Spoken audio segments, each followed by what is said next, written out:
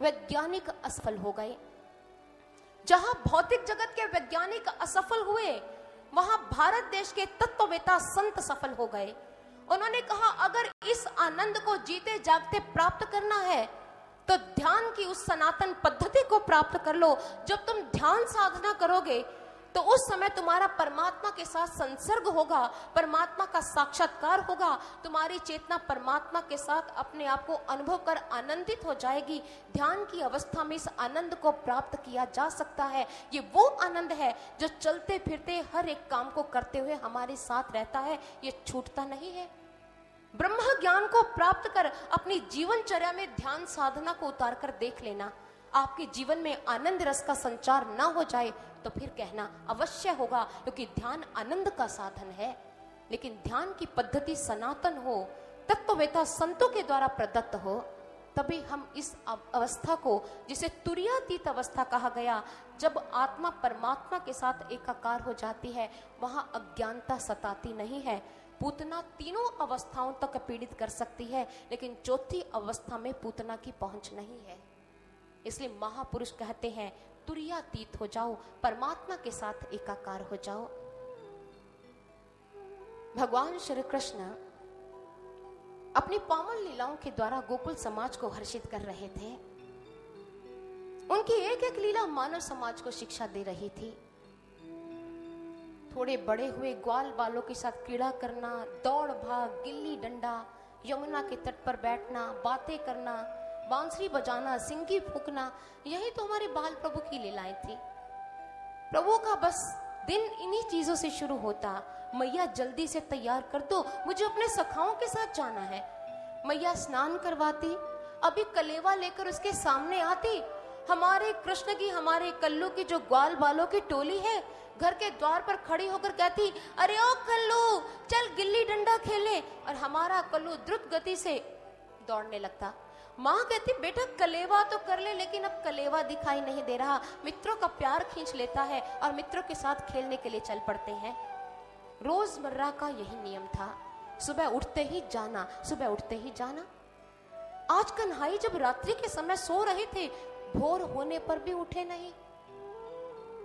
मैया बड़ी हैरान, ये नटखट जिसे 24 घंटे अपने सखाओं के साथ खेलने की धुन लगी रहती है, आज क्यों नहीं उठ रहा। सोचना पड़ेगा, आज हमारे कन्हई उठने वाले भी नहीं है। ग्वाल बालों की टोली आ गई, अरे कल्लू चल आंख मिचौनी खेले। मैया ने कहा बेटा अभी लाल उठा नहीं है, वो सो रहा है। अच्छा मैया सो रहा है तो हम किसके साथ खेलेंगे। मैया उसे उठा दो ना, हमने आज ना एक नया खेल खेलना है यमुना के तट पर। मैया ने नन्हे नन्हे ग्वाल बालों की भोली भाली सूरत देखी, हृदय द्रवित हो गया। अपने लाल को उठा रही है, बेटा उठ जा, क्या हो गया है, देख मैं वहां से पानी भी ले आई हूँ। क्या आज धूप दीप नहीं करनी है, पूजा वंदन नहीं करना। उठ जा मेरे मोहन, उठ जा, देख तेरे नन्हे नन्हे ग्वाल सखा आए हैं, कब से तेरी बाट जो रहे हैं। और गोपांगनाएं तुम्हारी रूप माधुरी को देखने के लिए व्याकुल हो रही है। तुमसे बात किए बिना तो वो घर के कार्य शुरू नहीं करती। और तू तो जानता है ना लाल, तुझे कुछ खिलाए पिलाए बिना मैं भी कुछ ग्रहण नहीं करती हूँ। नंद बाबा गौशाला में बुला रहे हैं, कब से तुम्हारा इंतजार कर रहे हैं। उठ जा मेरे मोहन, उठ जा, देख सूर्य उदित हो गए हैं, पक्षी कितनी मधुर ध्वनि कर रहे हैं, गंगी गैया रंभा रही है, तेरे हाथों से तो चारा ग्रहण करती है। उठ जा मेरे लाल, उसको चारा खिला दे। और आज माँ अपने मोहन को बार बार जगाने का प्रयास कर रही है, और क्या कह रही है श्रवण करते हैं। जागो बंसी वाले जागो, माता तुम्हें जगाए। भोर भई है जागो मोहन, बाबा तुम्हें बुलाए। माता तुम्हें जगाए। जागो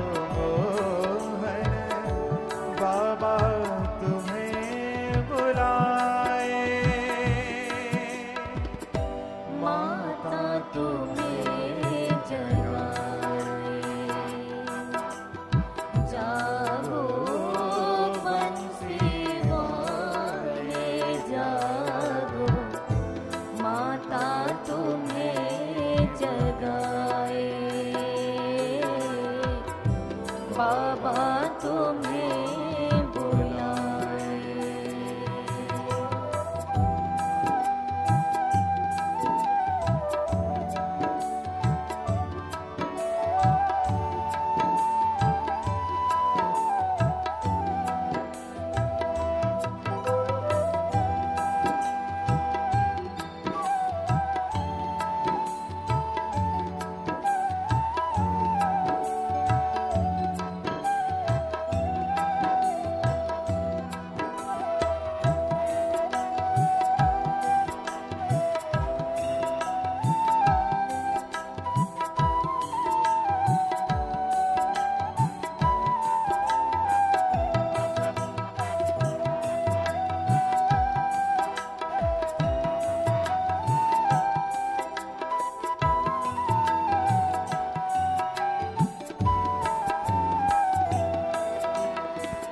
ग्वाल बाल सब दौड़ के आए, बोले मोहन मोहन।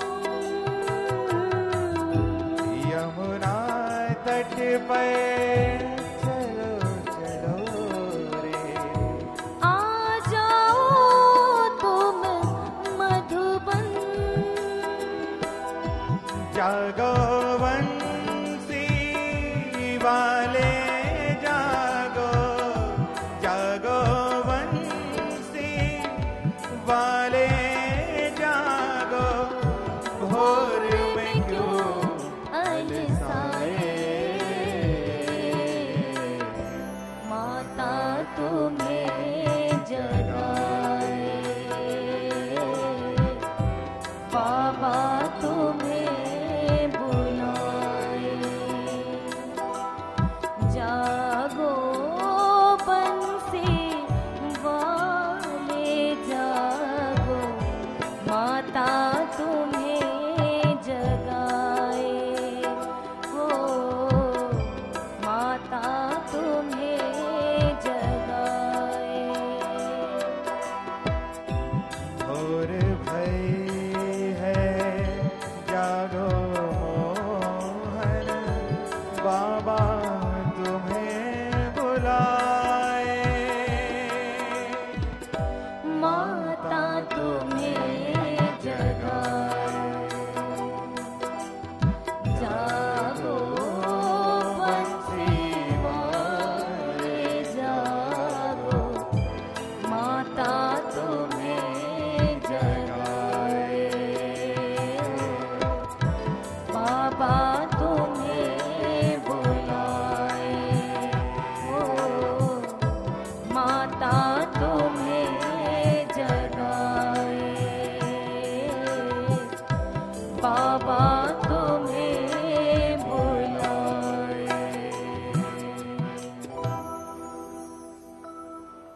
जागो बंसी वाले जागो।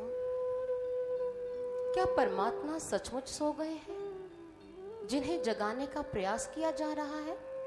सोचिए जरा, क्या हमारे भगवान सो गए हैं जिन्हें मां बार बार उठाने का प्रयास कर रही है?